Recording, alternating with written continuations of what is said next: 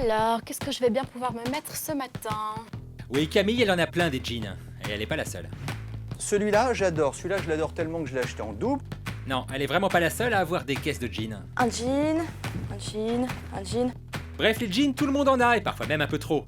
C'est simple, dans le monde chaque année, il se vend plus de 2 milliards de ce vêtement indispensable. Le problème, c'est que des jeans, il y en a à tous les prix. De 7 € à 700 € pour un fut de star. Mais du coup, quel est le juste prix d'un jean? Ne reculant devant aucun sacrifice, Camille s'est adonné à un shopping jean. Et ça commence chez le leader italien du marché. Une boutique où pour moins de 120 €, franchement, t'as plus rien. Et si t'en trouves à moins cher, c'est qu'il y a un problème. Parole de vendeur. Tous les produits qui vont aller faire en Tunisie, Maroc et compagnie, ils les ramènent en Italie, dans l'usine centrale. Ouais. Ils les testent, ils voient si la qualité elle est bonne. Mais pour faire des économies sur les modèles qui sont un peu défectueux, qu'est-ce qu'ils en font? Ils les vendent au multimarque, tu vois. Donc c'est pour ça que tu vas partout, tu trouves plein de jeans partout. Sérieux? Ben oui. C'est les jeans seconde Ils main, ont un quoi. piège quelque part, de toute façon. S'ils disent que Moi, je crois que c'était juste... 90 € et que chez nous, ils Ça sont rigole. 180 €, c'est qu'il y a un problème, tu vois. Ouais, mais tu vois, le problème, c'est peut-être plutôt de vendre un jean à 180 €, tu vois. Toujours est-il qu'on est des fous et qu'on a acheté un jean à 120 €. Et on s'est pas arrêté là. Chez le leader suédois de la grande distribution de fringues, hop, un jean à 7 € et un autre à 30. Mais 7 € pour le coup, c'est bizarre, non? Alors, j'ai pris les deux, dont un à 7 €. Ils sont bien ou pas? Il va me claquer entre les doigts à 7 €. Oh non, en fait, c'est juste qu'ils sont plus basiques que les autres, tout simplement. Ouais, d'accord. Parce que, en général, ils sont vraiment uniformes, plus simples que les autres, ils vont avoir des petits plis. Elle a continué comme ça sa petite enquête shopping, Camille, en achetant un autre jean à 65 € chez une marque américaine. Elle a glissé un jean français à 90 € et elle est partie montrer tout ça à une spécialiste de la fashion. Et elle a bien regardé notre spécialiste. Les coutures, la confection, les boutons, la couleur. Verdict. Le meilleur rapport qualité-prix, du coup, selon vous? Non, je pense que les trois premiers, ils font bien, ils assurent bien leur fonction. Hein. Ça, c'est cher payé pour ce que c'est, objectivement. Autrement dit, à 120 €, vous payez l'image de la marque italienne, pas vraiment la qualité. La Suède prend donc l'avantage. Celui-là, il coûte 7 €. 7 €? Ouais. Waouh! Ça les vaut ou pas? Bah oui. Ouais. Bref, d'après la dame, pas de différence significative de qualité entre notre jean à 7 € et celui à 120. Mais vous vous dites, il n'y a pas que l'argent dans la vie, il y a la planète aussi. Parce qu'on le sait depuis quelque temps, fabriquer un jean, ça demande souvent des produits toxiques et surtout beaucoup d'eau. Résultat, non loin des usines de fabrication, en Chine, voilà à quoi ressemble la rivière. Du coup, Camille s'est rapprochée d'un spécialiste, un type qui cherche à mettre du vert dans son bleu. Et lui, il en a testé des jeans. Dans les jeans qu'on a testés dans des grandes marques internationales dans les 3 ou 4 dernières années, on a très souvent retrouvé du nonylphénol, la substance que je te mentionnais avant, qui est un perturbateur endocrinien. Donc une substance très toxique, persistante, qui est interdite à la fabrication dans l'Union européenne pratiquement à tous les niveaux, mais qui par contre est autorisée à la production dans les pays du Sud. Donc nous finalement, on achète les jeans ici, on est coupable et complice de pollution dans le sens où on lave le jean chez nous, et ces substances-là se retrouvent dans les rivières en Europe, alors que finalement elles sont interdites à l'usage dans l'Union européenne. Et comme ce sont des oufs chez Greenpeace, ils n'en sont pas restés là.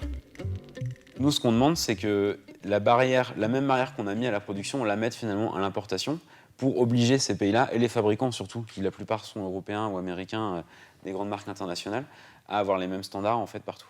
Dans la campagne Detox, on a réussi à faire ça pour une vingtaine de marques internationales qui maintenant ont pris des pas concrets et qui ont publié déjà des données à leurs consommateurs et qui sont disponibles pour le public, que les gens peuvent consulter en ligne sur l'usage de substances toxiques en Chine, au Mexique, au Cambodge, au Bangladesh, dans les usines, au fond de la cuisine. Voilà.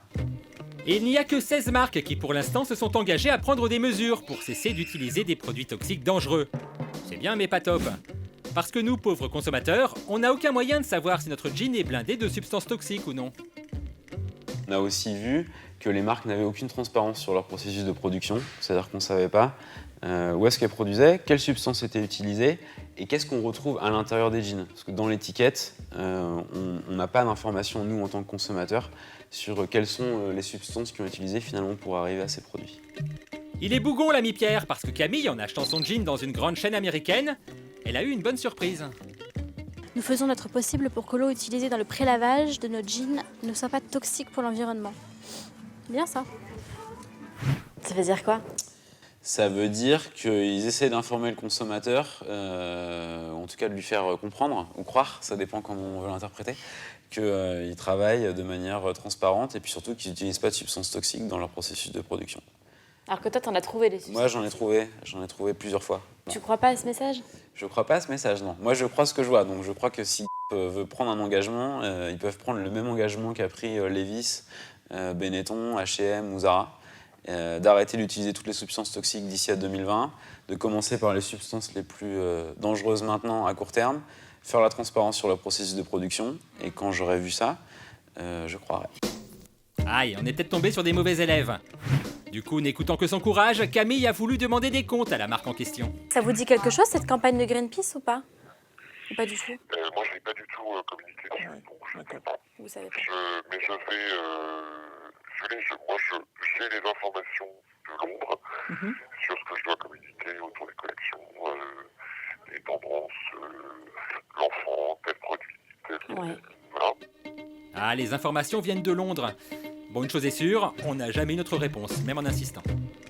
Oui, alors on n'est pas habilité à parler de ce genre de choses. Nous, on est le bureau de presse que de mode. Et donc tout ce qui tourne autour de la marque et de ses engagements sur l'environnement, c'est pas quelque chose que nous, on traite.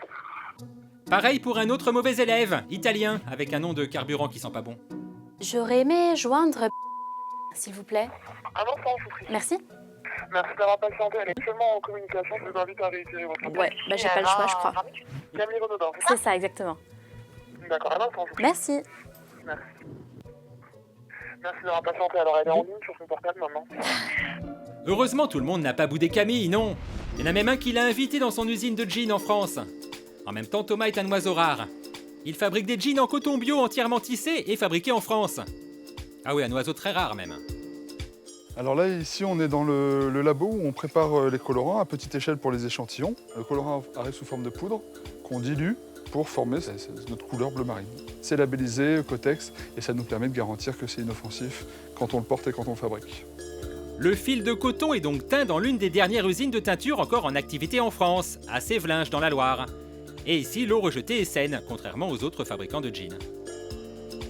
En fait, il y a deux types d'eau. Il y a les fluides qui sont issus des colorants qui ont servi à teindre la matière et ensuite toute l'eau qui est extraite de la matière lorsque les bobines sont séchées. Ouais. Et donc, ces eaux-là sont récupérées, traitées dans un bassin de pré-traitement qui permet d'évacuer la moitié des éléments polluants.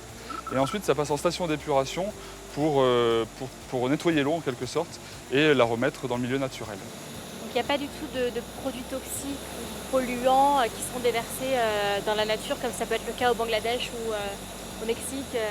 Non, non, surtout pas. En fait, on a en France une réglementation qui surveille ce que l'on fait, c'est très bien. Et avec ces différentes étapes de dépollution, eh ben, on a une eau de sortie qui est propre. Acheter un jean qui ne pollue pas, fabriqué en France, à un prix raisonnable, c'est donc possible. Maintenant, faut aussi les porter, vos jeans. 11 et 12. Je crois que j'en ai vraiment beaucoup.